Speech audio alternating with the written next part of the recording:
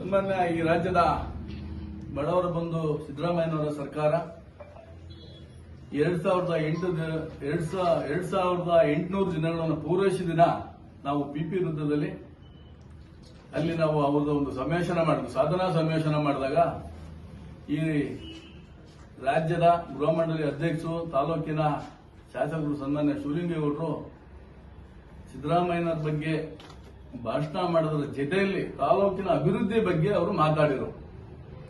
ಅವರು ಇಚ್ಛಾಶಕ್ತಿ ಇಷ್ಟೇ ಮಾಡಾಳಲ್ಲಿ ಮೆಡಿಕುಟಿಲ್ ನಡೆದ ಸನ್ಮೇಳನದಲ್ಲಿ ಈ ರಾಜ್ಯದ ಸಚಿವರಾಗಿದ್ರು, ಮಾಜಿ ಸಚಿವರು, ಹಾಲಿ ಶಾಸಕರು ಆಗಿದ್ದ ರೇವಣ್ಣ ಸಾಹೇಬರು ತನ್ನ ಹೆಸರನ್ನ ಒಂದು ಹೇಳಲಿಲ್ಲ ಅನ್ನೋ ಒಂದು ಬಯಕೆಯಲ್ಲಿ ಅವರು ಆವೇಶದ ಮಾತಾಡಿದ್ರು. ಆವೇಶನೆಲ್ಲ ಮಾತಾಡಬೇಕು, ಸಾಮಾನ್ಯ ಮಾತಾಡಿದ್ರು.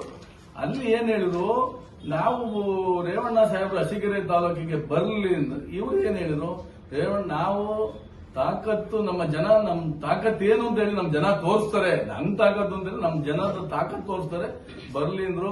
ಅದನ್ನ ನಾನು ಹೇಳೋದಿಷ್ಟೇ. ಅದಾದ್ಮೇಲೆ ನಮ್ಮ ಬಾಣಾವರದ ಅಶೋಕಣ್ಣವರು ಒಂದು ಪತ್ರಿಕಾ ಮಾಧ್ಯಮದಿಂದ ನಮ್ಮ ಗಂಡ ಬಾಣಾವರದ ಅಶೋಕಣ್ಣ ಎಲ್ಲ ನಮ್ಮ ಜೊತೆಲೇ, ನಾವು ಅವ್ರ ಜೊತೆಲಿದ್ದು ಒಳ್ಳೆ ಬೆಳವಣಿಗೆಯಲ್ಲಿದ್ದು ಅವರು ಆವೇಶದ ಮಾತಾಡಿದ್ರು.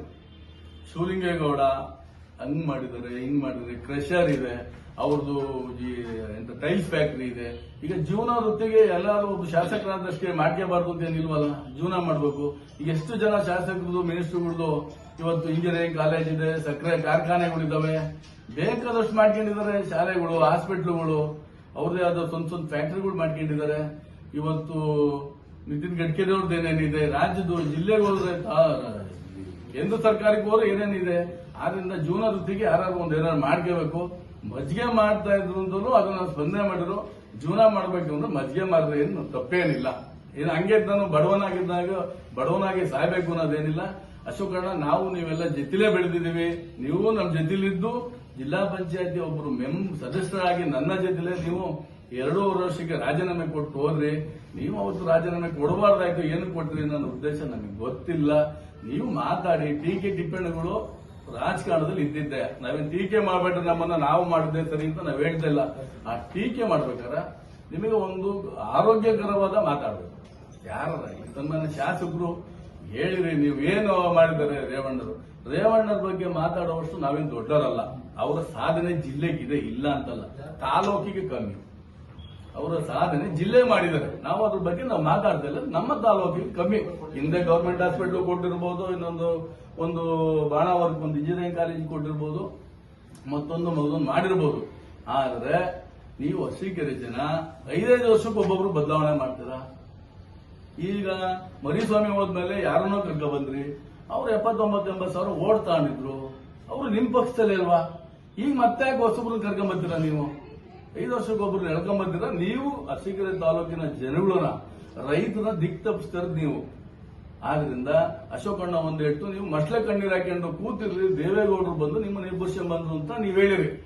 ನಾನು ಅದು ವಿಚಾರ ಅಶೋಕಣ್ಣ ಗೊತ್ತಿಲ್ಲ. ಅದು ನಡೆದಿದ್ದು ಗೀಜಳ್ಳಿ ಗ್ರಾಮದಲ್ಲಿ, ನನ್ನ ಗ್ರಾಮದ ನಮ್ಮ ಮನೆ ಮುಂದಿನ ತೋಟದಲ್ಲೇ ಮಾಡಿದ್ದು. ಶಿವಲಿಂಗೇಗೌಡರು ಕಣ್ಣೀರ್ ಹಾಕಿದ್ದು ನಿಜ. ಏನಕ್ಕೆ ಕಣ್ಣೀರ್ ಹಾಕಿರೋ?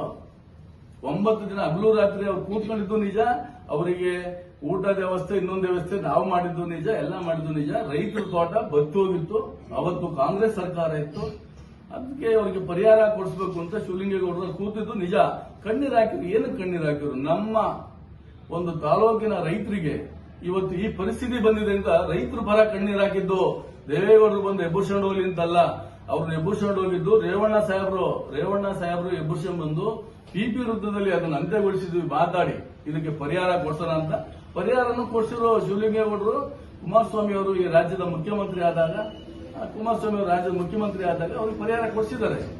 ಇವತ್ತು 32 ಕೋಟಿ ರೂಪಾಯಿ ಅರಸೀಕೆರೆ ತಾಲೂಕಿಗೆ ರೈತರಿಗೆ ಪರಿಹಾರ ಕೊಟ್ಟಿದ್ದಾರೆ. ಇನ್ನೊಂದು ಅರಸೀಕೆರೆ ತಾಲೂಕು ನೀರಾವರಿಯಿಂದ ವಂಚಿತವಾಗಿತ್ತು. ನಿಮ್ಗೆಲ್ಲ ಗೊತ್ತಿದೆ. ಹೇಮಾವತಿ ನೀರುಟ್ಟದ್ದು ಎಲ್ಲಿ? ಹಾಸನ ಜಿಲ್ಲೆ, ನಮ್ಮ ಜಿಲ್ಲೆಯಲ್ಲಿ ನೀರುಟ್ಟಿ 80 ವರ್ಷಗಳ ಕಾಲ ಅರಸೀಕೆರೆ ತಾಲೂಕಿಗೆ ನೀರಾವರಿ ಆಗಿಲ್ಲ. ಈ ದೇಶದ ಮುಖ್ಯಮಂತ್ರಿ, ದೇಶದ ಪ್ರಧಾನಮಂತ್ರಿ ದೊಡ್ಡಗೌಡರಾಗಿದ್ರು ನಮ್ಮ ಜಿಲ್ಲೆಯವರು. ಮತ್ತೆ ಕುಮಾರಣ್ಣ ನಮ್ಮ ಜಿಲ್ಲೆಯವರು ಮುಖ್ಯಮಂತ್ರಿ 2 ಸತಿ ಆಗಿದ್ರು. ರೇವಣ್ಣರು ಸಚಿವರಾಗಿದ್ರು. ಅಂದು ಯೋಚನೆ ಮಾಡಿಲ್ವ ಅರಸೀಕೆರೆ ಬರಗಾಲ ಇದೆ, ಏನಕ್ಕೆ ನೀವು ಅರಸೀಕೆರೆಯನ್ನ ತಿರಸ್ಕಾರ ಮಾಡಿದ್ರಿ? ಇವತ್ತು ಇವತ್ತು ನೀವೇನೇ ಹೇಳ್ಬೋದು, ಅರಸೀಕೆರೆಗೆ ನೀರು ಬರಬೇಕು ಅಂದ್ರೆ ಶಿವಲಿಂಗೇಗೌಡ ಬರಬೇಕಾಗಿತ್ತಾ? ಶಿವಲಿಂಗೇಗೌಡರು ಬರೋದಂಕ ಅರಸೀಕೆರೆಗೆ ಯಾಕೆ ನೀರು ಬಂದಿರಲಿಲ್ಲ? ಆ ಸಾಧನೆ ನಿಮ್ದ, ಅರಸೀಕೆರೆ ತಾಲೂಕಿನ ಶಾಸಕರುದ ಅಲ್ವಾ? ನೀರಿಲ್ಲದೆ 2013-14ರಲ್ಲಿ ಬರಗಾಲ ಬಂದು ಟ್ಯಾಂಕರ್ ಅಲ್ಲಿ ನೀರು ಹೊಡಿಸಿದ್ರು. ಅದಾಯ್ತು. ಅದಾದ್ಮೇಲೆ ದನಗಳಿಗೆ ಮೇವಿಲ್ಲ, ಗೋಶಾಲೆಗಳನ್ನು ಮಾಡಿ ಮೇವು ತಂದು ಕೊಟ್ರು. ಬೇಕಾದಷ್ಟು ಅಭಿವೃದ್ಧಿ ಕೆಲಸ ಆಗಿದೆ.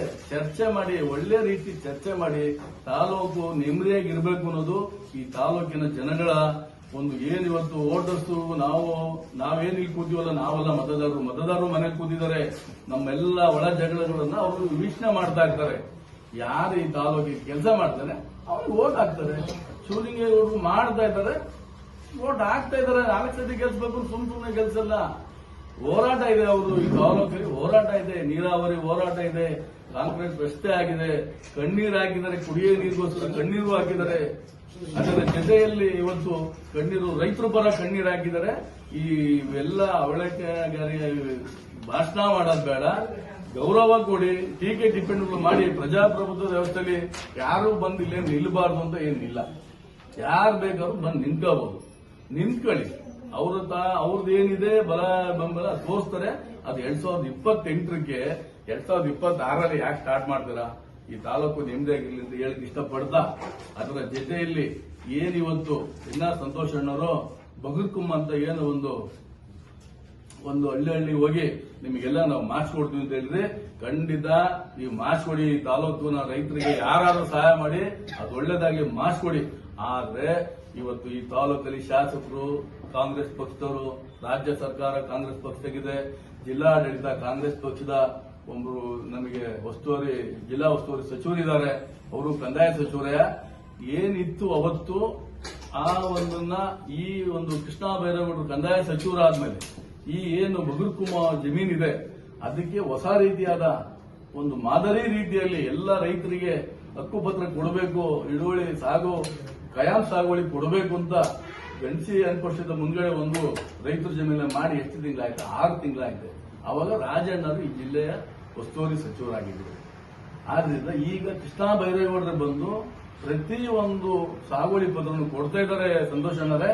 ಆದ್ರಿಂದ ನೀವು ಈ ತಾಲೂಕಿನ ಜನ ಈಗ ನೀವು ನೋಡ್ತಾ ಇದ್ರ ಜನಸಂಪರ್ಕ ನಾವು ಸಭೆ ಮಾಡಿದಾಗ ಅಲ್ಲಿ ಬರ್ತಾ ಇರೋದೇ ಸಾಗುವಳಿ, ಖಯಾಮ್ ಸಾಗುವಳಿ. ಜನಸಂಪರ್ಕ ಸಭೆ ಮಾಡ್ತಾ ಇರೋದೇ ಮಾಡಕ್ಕೆ ಅಂದ್ರೆ ಅಲ್ಲಿ ಏನು ಸರ್ಕಾರ ಜಾಗ ಇದೆ, ಏನು ರೈತ ಗೇದಿದೆ, ಅವು ಖಯಾಮ್ ಸಾಗುವಳಿ ಕೊಡಬೇಕು ಅಂತ ಹೇಳಿ ಇವತ್ತು ಶಾಸಕರು ಈ ತಾಲೂಕಿನ ಎಲ್ಲ ಆಡಳಿತವನ್ನ ಕರ್ಕೊಂಡು ಇವತ್ತು ಗ್ರಾಮ ಪಂಚಾಯತಿ ಮಟ್ಟದಲ್ಲಿ ಗ್ರಾಮ ಸಭೆ ಮಾಡ್ತಾ ಇದ್ದಾರೆ.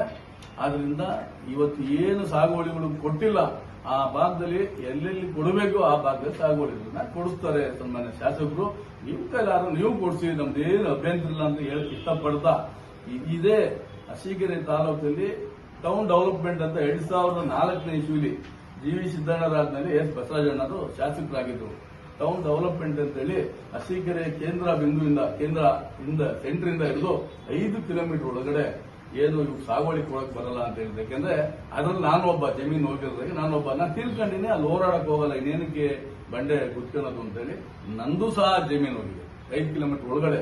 ಇದು ಬರಲ್ಲ ಅಂತಾರೆ. ನಾವು ಶಾಸಕರನ್ನ ಸಾಕಷ್ಟು ಬಾರಿ ಕೇಳಿದೀವಿ, ಇದನ್ನ ಮಾಡಕ್ ಬರಲ್ಲಪ್ಪ, ಹಿಂದೆ ಇದೊಂದು ರೆಗ್ಯುಲೇಷನ್ ಪಾಸ್ ಆಗ್ಬಿಟ್ಟಿದೆ ಟೌನ್ ಡೆವಲಪ್ಮೆಂಟ್ ಅಂತ ಹೇಳಿ, ಇದಕ್ಕೆ ಮಾಡಕ್ ಬರಲ್ಲ ಅಂತ ಇದ್ರೆ ಸುಮ್ಮನೆ ಅದಕ್ಕೂ ಮಾಡಕ್ ಬರ್ತೀವಿ ಅಂತ ಹೇಳಿ ಜನಗಳನ್ನ ಈ ಸುತ್ತಮುತ್ತ ಏನಿರ್ಬೋದು, ಬೆಂಡೆಕೆರೆಯಿಂದ ಈ ಕಡೆ, ಗೀಜಹಳ್ಳಿ ಎಡವಾರೆಯಿಂದ ಈ ಕಡೆ, ಲಕ್ಷ್ಮೀದರಿಂದ ಈ ಕಡೆ, ಈ ಭಾಗದಲ್ಲಿ ದುಮ್ಮೆ ಅಗುಂದಿಂದ ಈ ಕಡೆ ಮಾಡಕ್ ಬರಲ್ಲ ಅಂತ ಹೇಳಿ ಅದು ಒಂದು ರೂಲ್ಸ್, ಒಂದು ರೆಗ್ಯುಲೇಷನ್ ಸೈನ್ ಆಗಿದೆ. ಅದು ಬರಲ್ಲ. ಅದೇನಾರ ಸಂತೋಷ ಏನಾರ ಮಾಡಿಕೊಟ್ರೆ ನಾವು ನಿಮಗೆ ಋಣಿಯಾಗಿರ್ತೀವಿ. ನಂದು ಅಲ್ಲೊಂದು 5-6 ಎಕರೆ ಜಮೀನು ನಾನು ಒಂದು ರಾಗಿ ಬೆಳ್ಕೊಂಡು ತಿಂತಾ ಇದ್ದೀನಿ. ನಾವೇನು ಸೀಮೆಗಿಲ್ದ ಜಮೀನು ಹತ್ರ ಅಲ್ಲ, ಸರ್ಕಾರಿ ಜಾಗದಲ್ಲಿ ನಾನು ರಾಗಿ ಬೆಳ್ಕೊಂಡು ತಿಂತಾ ಇದ್ದೀನಿ.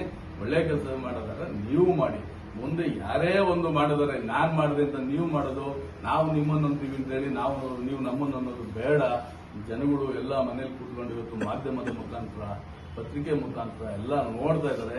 ಮುಂದಿನ ದಿನಗಳಲ್ಲಿ ಆಗಬಾರ್ದು. ಶಿವಲಿಂಗೇಗೌಡರ ವಯಸ್ಸಿನಷ್ಟು ನಾವು ಇನ್ನೂ ಅಲ್ಲಿವರೆಗೆ ಎತ್ತು ಬೆಳೆದಿಲ್ಲ. ಶಿವಲಿಂಗೇಗೌಡರು ಅಂತ ಮಾತಾಡ್ರಿ, ಶಿವಲಿಂಗೇಗೌಡ ಅಂತ ಮಾತಾಡ್ಬೇಡ್ರು, ನಮಗೆ ನೋವಾಗಿದೆ. ಅದೊಂದು ಯಾಕಂದ್ರೆ ಈ ತಾಲೂಕಲ್ಲಿ ಎಲ್ಲರೂ ಉಪಯೋಗಿಸ್ತಾ ಇದ್ದಾರೆ. ಅವ್ರು ತಂದು ನೀರು ಕುಡಿತಾ ಇದ್ದಾರೆ, ಅವ್ರು ಹಾಕಿ ಕಾಂಕ್ರೀಟ್ ರಸ್ತೆ ಮೇಲೆ ಓಡಾಡ್ತಾ ಇದ್ದಾರೆ. ಆ ಇಂಜಿನಿಯರಿಂಗ್ ಕಾಲೇಜ್ ಇರ್ಬೋದು, ಮುರಾರ್ಜಿ ಶಾಲೆಗಳಿರ್ಬೋದು, ವಿದ್ಯುತ್ ಇರ್ಬೋದು, ಅಭಿವೃದ್ಧಿ ಬಗ್ಗೆ ಶಿವಲಿಂಗೇಗೌಡರ ಬಗ್ಗೆ ಮತ್ತಾರು ಅಭಿವೃದ್ಧಿ ವಿಚಾರದಲ್ಲಿ ಕೈ ಮಡ್ಚಕ್ಕಾಗಲ್ಲ ಇಡೀ ರಾಜ್ಯದಲ್ಲಿ ಅಂತ ಹೇಳಕ್ ಇಷ್ಟಪಡ್ತಾ, ಇವತ್ತು ಯಾರೇ ಒಂದು ಪ್ರೆಸ್ ಮೀಟಿಂಗ್ ಮಾಡಿ ನೀವು ಏನಾರ ಲೈವಲ್ಲಿ ಬಿಡಿ, ಇನ್ನೊಂದು ಬಿಡಿ, ಗೌರವಯುತವಾಗಿ ಆರೋಗ್ಯಕರ ಭಾಷಣ ಮಾಡಿ ಆರೋಗ್ಯಯುತವಾದ ಮಾಡಿ ಸೋಲಿಸಬೇಕು ಅಂದ್ರೆ 28 ಚುನಾವಣೆ ಬರುತ್ತೆ. ನಮಗೆ ಓಟ್ ಹಾಕ್ತಾರೋ ನಿಮಗೆ ಓಟ್ ಹಾಕ್ತಾರೋ ಅಖಾಡಕ್ಕೆ ಬಂದಾಗ ಅದು ನೋಡೋಣ. ಅಲ್ಲಿ ತನಕ ಯಾಕೆ ಇವತ್ತೇನಾರ MLA ಎಲೆಕ್ಷನ್ ಆಗ್ತಾ ಇದ್ದಾನೆ? ಬದಲಾವಣೆ ನಮ್ಮ ಪಕ್ಷದಾಗ ಇಲ್ಲ. ಶಿವಲಿಂಗೇಗೌಡರು JDS ಅಲ್ಲಿದ್ರು, ಅವರು ಮನನೊಂದ್ರು, ತಾಲೂಕಲ್ಲಿ ಕೆಲಸ ಆಗಬೇಕು ಅಂದ್ರು, ಕಾಂಗ್ರೆಸ್ ಹೋಗಿದ್ದಾರೆ. ಸಚಿವರಾಗಬೇಕು ಯಾರಿಗೆ ಆಸೆ ಇಲ್ಲ? ಇವತ್ತು ಸಿದ್ದರಾಮಯ್ಯ ಹೋಗಬೇಕು ಅಂತಾರೆ. ಸಚಿವರಾಗ ಆಸೆ ಯಾರಿಲ್ಲ? ಎಲ್ಲರಿಗೂ ಆಸೆ ಅನ್ನೋದು ಇದ್ದೇ ಇರುತ್ತೆ. ಆದ್ರಿಂದ ಅವ್ರು ಸಚಿವರಾಗಲಿ ಬಿಡಿ. 80 ವರ್ಷ ಬೇಕಾಗಿದೆ ಅರಸೀಕೆರೆ ತಾಲೂಕಲ್ಲಿ ಯಾರಾದ್ರೂ ಶಾಸಕರು ಸಚಿವರಾಗಬೇಕು ಅಂದ್ರೆ 80 ವರ್ಷ ಕಾಯ್ಬೇಕಾದ ಪರಿಸ್ಥಿತಿ ಬಂದಿದೆಯಲ್ಲ. ಬರೀ ಹಾಸನಕ್ಕೆ ಹೋಗೋದು ಸಚಿವ ಸ್ಥಾನಗಳು.